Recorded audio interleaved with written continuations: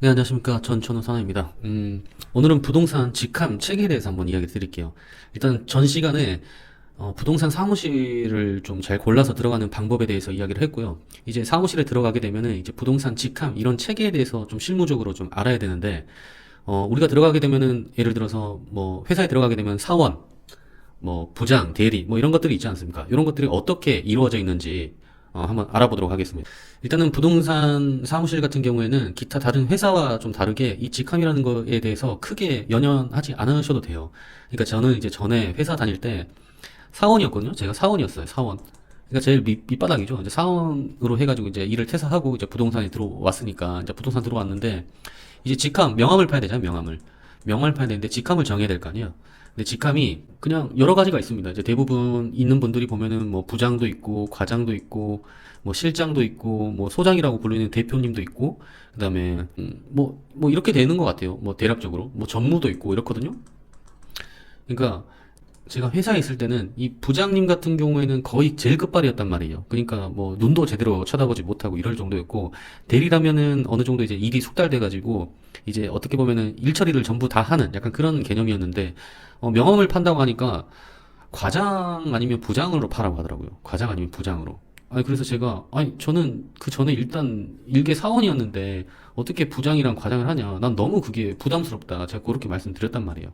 근데 그 전에 저보다 먼저 들어온 22살인가 23살짜리 어린 친구가 있었습니다. 근데 이 친구가 그때 과장이라는 직함을 달고 있었어요.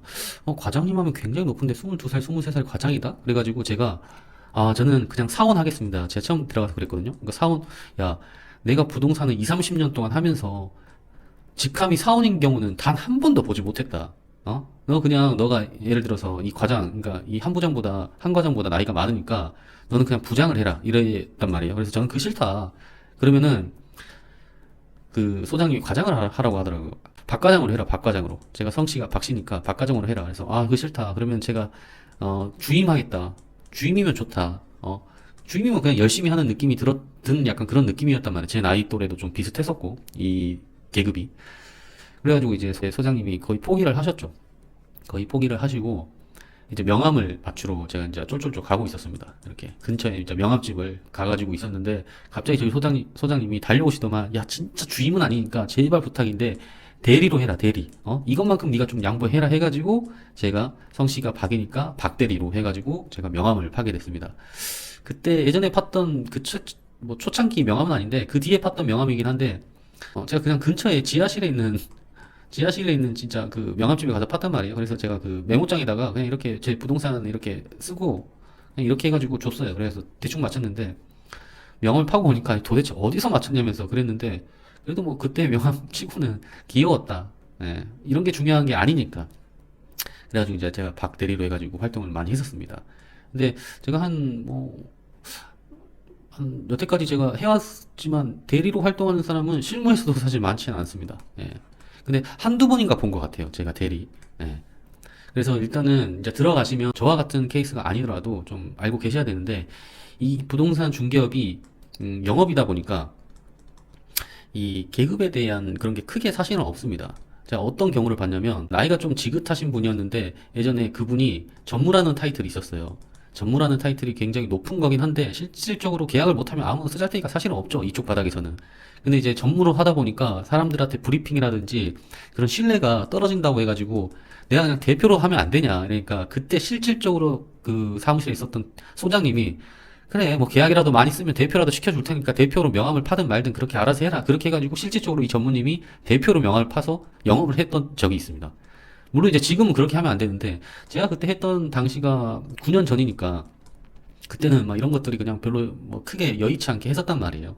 근데 이제 대부분 보면은 이제 남자들 같은 경우에는 과장을 많이 합니다. 젊은 애들 중에서는 과장을 많이 하고 그 다음에 조금 나이가 좀 있다가는 부장을 많이 해요.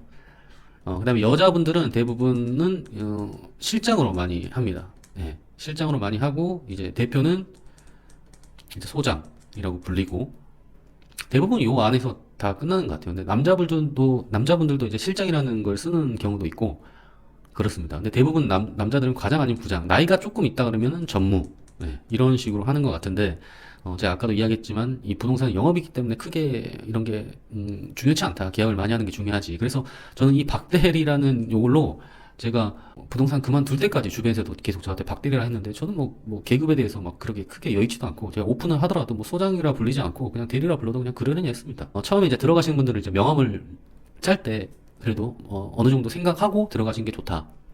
오늘의 요약. 부동산은 중개업이기 때문에 직함이 크게 필요는 없다. 계급이 높다 해가지고 계약이 잘 나오고 뭐 신뢰가 높아지고 그런 건 사실 없어요. 예. 이제 그 사람이 보여지는 것들이 더 중요하고 말과 행동이 더 중요하니까 크게 관여를 하지 않아도 된다.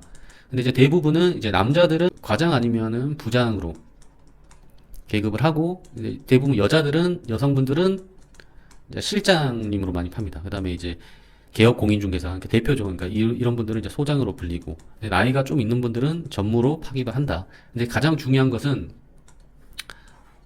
계약 잘하는 게 장땡이지, 계급, 뭐 직함이 중요하지 않다. 예. 저는 자고로 대리였다. 박대리였다. 예. 그래도 잘 해먹고 잘 했다. 예. 이런 이야기를 해드리고 싶습니다. 뭐 처음에 뭐 이런 것들이 뭐 크게 중요하진 않을 수도 있어도 그래도 이제 저 몰랐던 경우에는 저런 것도 처음에 이제 들어갈 때 어떤 걸 해야 될지 고민이 많이 되긴 하더라고요. 그래서 이런 것들을 좀 참고하시고 저희가 만약 취업을 하게 된다면 어떤 걸 해야 될지 한번 생각해보는 뭐 그런 시간이 됐으면 좋겠습니다. 감사합니다.